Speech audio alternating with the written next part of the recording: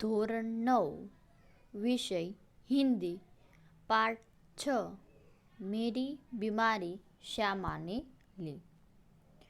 મેરી બીમારી શા માને લી, જેમના લેખક છે હરિવંશરાય બચ્ચન. હરિવંશરાય બચ્ચન છે એ અમિતાભ બચ્ચનના પિતા હતા, જેમનો જન્મ સન 1907 અને નિધન સન 2003. મેરી બીમારી શા માને લી, જેમના લેખક છે હરિવંશરાય બચ્ચન, જે અમિતાભ બચ્ચનના પિતા હતા, જેમણે જન્મ સન 1907 અને નિધન 2003. हिंदी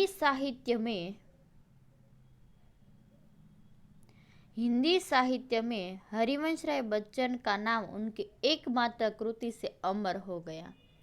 હિન્દી સાહિત્યની અંદર હરિવંશરાય બચ્ચનનું આ એક કૃતિથી એનું નામ છે અમર થયું હતું. હાલાકી વિપુલ માત્રા મેં સાહિત્ય સર્જન કિયા હૈ. ઘણી બધી પુસ્તકો, વિપુલ માત્રા એટલે ઘણા બધા પુસ્તકોની તેણે સાહિત્ય સર્જન કર્યું હતું. છાયાવાદોત્તર કાલ કે કવિઓ મેં બચ્ચન એક વિશિષ્ટ સર્જક રહે છે. આ જે કવિઓની સરખામણીની અંદર જે બચ્ચન છે, હરિવંશરાય બચ્ચન છે, એક વિશિષ્ટ સાહિત્ય સર્જક કહેવામાં આવે છે. इलाहाबाद विश्वविद्यालय के अंग्रेजी प्राध्यापक. इलाहाबाद विश्वविद्यालय के अंग्रेजी प्राध्यापक के रूप में तत्पश्चात दिल्ली में सरकारी सेवा, आकाशवाणी और एक दो स्थलों पर अपनी सेवाएं दी हैं. અલ્હાબાદ વિશ્વવિદ્યાલયની અંદર અંગ્રેજીમાં પ્રાધ્યાપકના રૂપમાં, તત્પશ્ચાત દિલ્હીની અંદર સરકારી સેવા, आकाशवाणी और अन्य सेवाओं भी की थी. भारत के एक विशिष्ट कवि के रूप में राष्ट्रपति जी ने उन्हें राज्यसभा का सदस्य मनोनीत किया था. જ્યારે ભારતના એક વિશિષ્ટ કવિના રૂપની અંદર રાષ્ટ્રપતિએ રાજ્યસભાની અંદર એક સદસ્ય મનોનીત કિયા હતા, એટલે કે પુરસ્કાર એવોર્ડ આપેલો હતો. પ્રારંભિક નોકરી પાયોનિયર પ્રેસ મેં કી. શરૂઆતની નોકરી છે પાયોનિયર પ્રેસની અંદર સ્ટાર્ટ કરી હતી. मधुशाला के कवि के रूप में बच्चन जी को इतनी शोहरत मिली कि उनके मधुशाला का सभा सम्मेलनों, कवि गोष्ठी आदि में होता था. लोग बड़ी संख्या में उमड़ते थे. મધુશાલા કવિના રૂપની અંદર જે બચ્ચન જે છે એની શોહરત એટલે કે એને એટલું બધું માન સન્માન એની આવડત પર લોકોએ છે એની કળાનું એટલે કહેવા માંગે છે કે તેની કળાને વખાણવામાં આવી છે, પુરસ્કાર આપવામાં આવ્યો છે, તે પ્રશંસા કરવામાં આવી છે. સભા સંમેલનની અંદર, કવિ ગોષ્ઠીની અંદર એનું માન સન્માન થતું હતું અને લોકો એને સાંભળવા માટે વધારે સંખ્યામાં ઉમડતા હતા. कैम्ब्रिज यूनिवर्सिटी से जोहान पेट्स नामक कवि के समग्र वाङ्मय पर आपने PhD की थी. તેમણે કેમ્બ્રિજ યુનિવર્સિટીની અંદર કવિના સમગ્રની અંદર તેમણે PhDનું કામ કર્યું હતું. केंद्रीय मंत्रालय दिल्ली में आपने हिंदी विषयज्ञ के रूप में अप्रतिम कार्य किया है. કેન્દ્રીય મંત્રાલયની અંદર દિલ્હીમાં એણે હિન્દી વિશે ઘણું બધું કાર્ય કર્યું હતું. आपको कई पुरस्कार जैसे सोवियत लैंड पुरस्कार, साहित्य अकादमी पुरस्कार और पद्म विभूषण आदि प्राप्त हुए थे. તેણે કેટલા પુરસ્કાર મળ્યો છે અને કયા પુરસ્કાર મળેલા છે એની પણ વિગત આપવામાં આવી છે.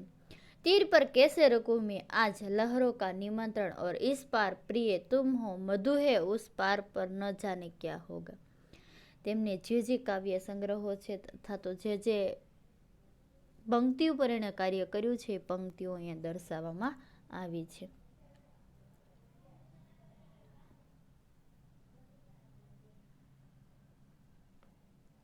जैसी काव्य पंक्ति आज भी लोगों के जबान पर है. આ જે કાવ્ય પંક્તિઓ છે હજી પણ લોકો એને યાદ કરે છે. मधुशाला, निशा निमंत्रण, सप्तरंगिनी, मिलन यामिनी, याकुल अंतर और एकांत संगीत नामक इनके सुप्रसिद्ध काव्य संग्रह हैं. મધુશાલા, નિશાની મંત્ર, સપ્તસંગીની, મિલનયામિની, याकुल अंतर, एकांत संगीत नाम के उनके સુપ્રસિદ્ધ કાવ્ય સંગ્રહ. એણે કયા કયા કાવ્યો લખેલા છે તેની પણ વિગત દર્શાવવામાં આવી છે. तो क्या भूलूं क्या याद करूं, नीड़ का निर्माण फिर, बसेरे से दूर और 10 द्वार से सोपान तक, शीर्षक के 4 खंडों में लिखी आपकी आत्मकथा. એણે જે આત્મકથા લખી છે એનું પણ વર્ણન કરેલું છે. मेरी बीमारी सामान्य लिए आत्मकथांश है, जो क्या भूलूं क्या याद करूं में से लिया गया. એની જે આત્મકથા છે ક્યાં ભૂલું ક્યાં યાદ કરું ની આત્મકથાંશનો એક ભાગ છે मेरी बीमारी सामान्य लिए में से लिया गया है. बच्चन जी की प्रथम पत्नी का नाम श्यामा था. बच्चन जी ने पहली पत्नीનું નામ શ્યામા હતું, जो सही अर्थ में एक आदर्श जीवन संगिनी थी. સાચા અર્થની અંદર કહે તો આદર્શ જીવન સંગીની કહે છે કે તેણે ક્યારે પણ પોતાની જીવન સંગીની એટલે કહેવામાં છે કે કોઈ પણ કાર્યની અંદર એણે ક્યારે પણ એના પતિનો સાથ છોડ્યો નથી. श्यामा की बीमारी उसकी खुद की न होकर बच्चन जी की थी. શ્યામા છે એની જે બીમારી હતી એની ખુદની ન હતી, એ કોની હતી? બચ્ચનજીની. જો સેવા કરતે કરતે લે લી ગઈ હતી, અને સેવા કરતા કરતા તે બચ્ચનજીની બીમારી પોતાના સિર પર લઈ અને પોતે બીમાર પડે છે. बच्चन जी का यह मंतव्य श्यामा के प्रति भक्ति, कर्तव्य, परायणता और निष्ठा का प्रतीक है.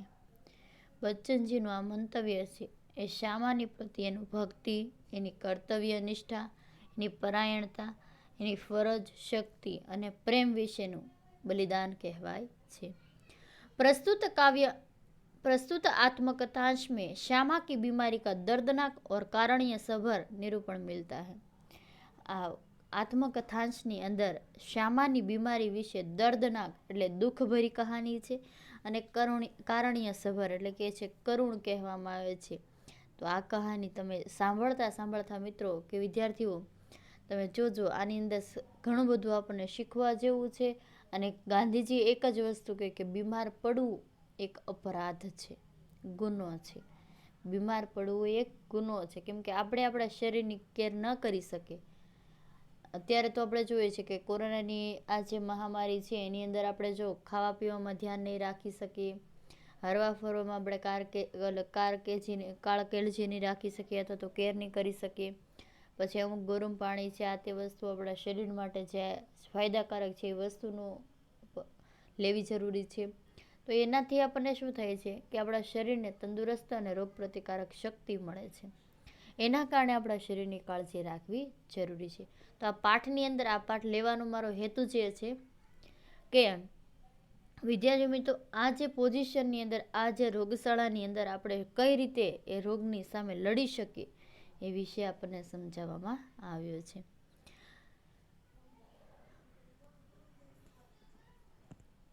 प्रस्तुत आत्मकथांश में श्यामा की बीमारी का दर्दनाक, दुख भरी, कारुण्य सभर निरूपण मिलता है. तो दूसरी ओर कवि की भावुकता, બીજી બાજુ કવિની ભાવના કેવી છે, સંવેદનશીલતા કેવી છે તેનું પ્રકટીકરણ જોવા મળે છે. क्या भूलूं क्या याद करूं श्री हरिवंशराय बच्चन की आत्मकथा है. ક્યાં ભૂલું અને શું ભૂલી જાવ અને શું એટલે કે ક્યાં ભૂલું અને ક્યાં યાદ કરું, હરિવંશરાય બચ્ચનની જે આત્મકથા છે એ આત્મકથામાંથી આ ભાગ લેવામાં આવ્યો છે. हिंदी में इस सुप्रसिद्ध कवि ने अपने स्मरण में बड़े ही रोचक ढंग से आलेखित किए हैं. હિન્દી ભાષાની અંદર આ જે સુપ્રસિદ્ધ કવિ છે બચ્ચન, એને સ્મરણની અંદર રોચક ઢંગની અંદર આલેખિત કર્યું હતું. कवि अपने जीवन की घटनाओं के साथ उस युग का चित्र भी दे देता है. એના જીવનની જે ઘટનાઓ બની છે અને એ યુગની અંદર જે પરિવર્તન થયું છે એનું પણ નિરૂપણ કરવામાં આવ્યું છે. પ્રસ્તુત અંશ ક્યાં ભૂલું ક્યાં યાદ કરું સે લિયા ગયા. આ અંશ છે શું ભૂલું અને શું યાદ કરું એ અંશમાંથી લેવામાં આવ્યો છે. इसका यह शीर्षक मेरी बीमारी सामान्य विषय वस्तु का भी निर्देश करता है. અને એનું આ શીર્ષક છે શું ભૂલું અને શા યાદ કરું, આ વિષય વસ્તુનો નિર્દેશ કરવામાં આવ્યો છે. વિદ્યાર્થી મિત્રો, આજે મેરી બીમારી શામાને લે એમાંથી અમુક હું પાઠનો સાર છે એ સમજાવીશ, જે તમારા પુસ્તકની અંદર નથી પણ હું એક્સ્ટ્રા માહિતી આપું છું. તો પછી આપણે પાઠની શરૂઆત કરીશું. તો શ્યામા હરિવંશરાય બચ્ચન કી પહેલી પત્ની थी. श्यामा છે એ हरिवंशराय बच्चन की पहली पत्नी હતી. बच्चन जी की बीमारी में उन्होंने तन मन से उनकी सेवा करी. बच्चन जी ની બીમારીની અંદર તન અને મન એક કરી અને એની સેવા કરી હતી. સેવા કરતે કરતે વે સ્વયં બીમાર હો ગए અને સેવા કરતા કરતા તે પોતે જ બીમાર પડી જાય છે. ઉસી બીમારી में उसकी मृत्यु हुई અને એ જ બીમારીની અંદર શ્યામા પણ મૃત્યુનો ભોગ બને છે. प्रस्तुत स्मरण में बच्चन जी ने अपने उन्हीं कठिन दिनों की यादें प्रस्तुत की है. આ પ્રસ્તુત કહાનીની અંદર બચ્ચનજી એના જે કઠિન દિવસો કઈ રીતે પસાર કર્યા એ વિશે વર્ણન કરેલું છે. તો જોઈએ, બીમારી કો મહત્વ ન દેના. બીમારીને મહત્વ શા માટે ન દેવું જોઈએ? તો જોઈએ, ગાંધીજી કહેતે થે કે બીમાર હોના એક અપરાધ હૈ. ગાંધીજી એવું કહેતા હતા કે બીમાર થવું એક અપરાધ કે ગુનો કહેવાય છે. बच्चन जी गांधी जी के इस कथन से सहमत थे. बच्चनजी છે એ ગાંધીજીના કથન સાથે સહમત હતા. वे एक दंडनीय अपराध मानते थे.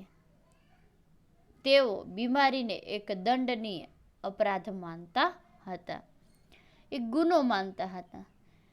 इसीलिए वे अपनी छोटी मोटी बीमारियों की परवाह नहीं करते थे. એટલા માટે એ નાની મોટી જે બીમારીઓ થતી હતી એના તરફ ક્યારે પણ ચિંતા કે પરવા કરતા ન હતા. इन बीमारियों में वे और अधिक काम करते थे. જ્યારે પણ તે બીમાર પડતા હતા ત્યારે વધારે કામ કરવા, એટલે કે અધિક કામ એટલે કે જે વધારે કામ કરતા હતા. बीमार होने के बावजूद वे स्कूल में पढ़ाने जाते, ट्यूशन और लेखन कार्य करते थे. बुखार में उनका लेखन कार्य और अच्छा होता था. જ્યારે તે બીમાર પડતા હતા ત્યારના સમયની અંદર તે સ્કૂલે ભણાવવા જતા હતા, ટ્યુશન લેતા હતા, લેખન કાર્ય સારું એવું કરતા હતા અને તાવની અંદર એમનું લેખન કાર્ય છે વધારે સારું થતું જ હતું.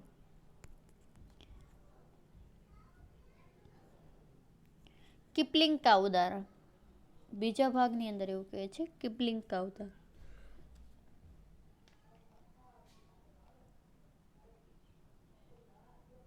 अंग्रेजी के सुप्रसिद्ध साहित्यकार ने अपनी अंग्रेजी के सुप्रसिद्ध साहित्यकार ने अपनी अनेक अच्छी कहानियां बुखार की हालत में ही लिखी थी. અંગ્રેજીના સુપ્રસિદ્ધ સાહિત્યકાર પોતાની સારી જેવી વાર્તાઓ છે એ તાવની હાલતને, એટલે કે ત્યારે બીમાર હતા ત્યારે તાવની હાલતની અંદર એણે કહાનીઓ લખી હતી. बच्चन जी ने भी दो चट्टाने आदि रचनाएं प्यूरिसी की बीमारी में लिखी थी. બચ્ચનજીએ પણ દો ચટ્ટાને જે રચનાઓ છે પ્યુરિસીની બીમારીની અંદર, એટલે કહેવામાં આવે છે જે ટીબી કહીએ છે એની અંદર પણ ટીબીની બીમારીમાં એણે આ છે દો ચટ્ટાને છે એ રચનાએ લખી હતી. और सिद्ध कर दिया कि मैं मार से भूत भागे या न भागे किंतु काम से बुखार अवश्य भाग जाता है. તો કહે છે કે માર કે પીછે ભૂત ભાગે, એટલે કે છે કે મારવાથી ભૂખ ભાગે ન ભાગે પરંતુ કામ કરવાથી તો બુખાર તો ભાગે જ છે. જીહવા પર સરસ્વતી બેઠી थी. श्यामा बीमार थी और बच्चनजी भी स्वस्थ नहीं थे. શ્યામા બીમાર હતી અને બચ્ચનજી પણ છે યોગ્ય રીતે સ્વસ્થ હતા નહીં. જ્વર મહિનો से श्यामा की पीछा ही नहीं छोड़ रहा था. જ્વર એટલે તાવ છે એ શ્યામાના શરીરમાંથી પીછો જ છોડી રહ્યો ન હતો. શાયદ બચ્ચનજી કી જીહવા પર સરસ્વતી બેઠી હતી. એવું લાગતું હતું કે બચ્ચનજીના જે જીભ પર સરસ્વતી બેઠી હોય, કહે ને કે જે બોલેલા જે વાક્ય છે, બોલેલા જે શબ્દો છે ને એ આપણી પરિસ્થિતિનું નિર્માણ કરે છે. जब उन्होंने कहा था कि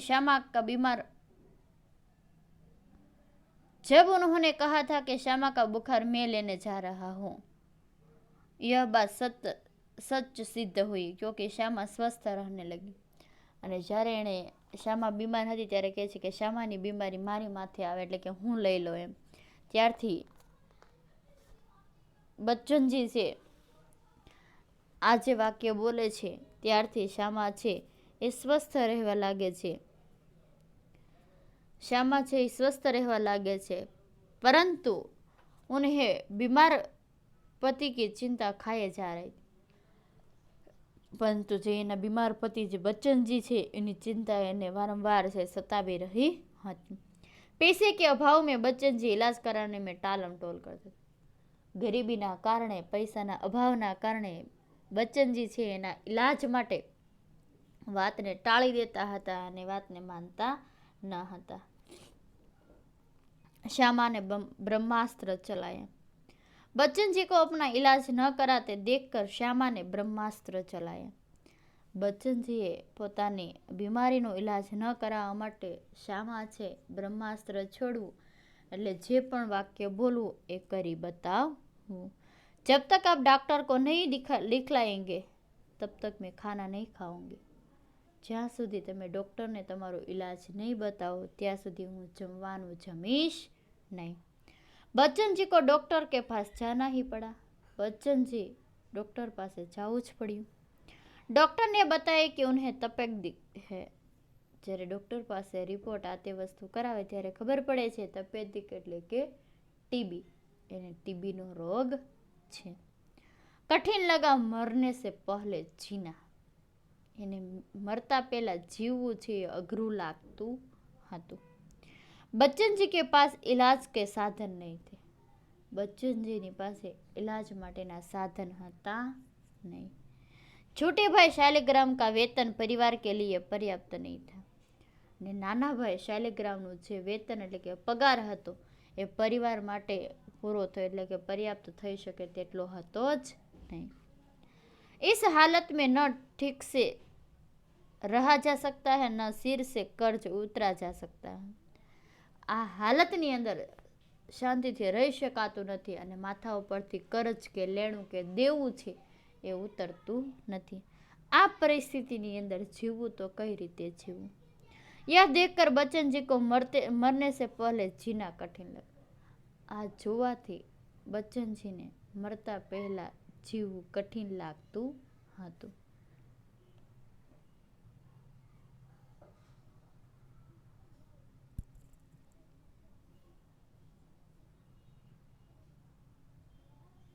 વિદ્યાર્થી મિત્રો, મેરી બીમારી શ્યામાને લીધે હરિવંશરાય બચ્ચનનો જે આ અધૂરો પરિચય છે. હજી આની પાછળ જે પરિચયના જે 4 થી 5 ભાગ છે તેમાં ભાગ 2 હશે જે મેરી બીમારી શ્યામાની. એ જે પરિચયનો એટલે કે પાઠનો સાર પૂર્ણ થાય પછી આપણે પાઠની શરૂઆત કરશું.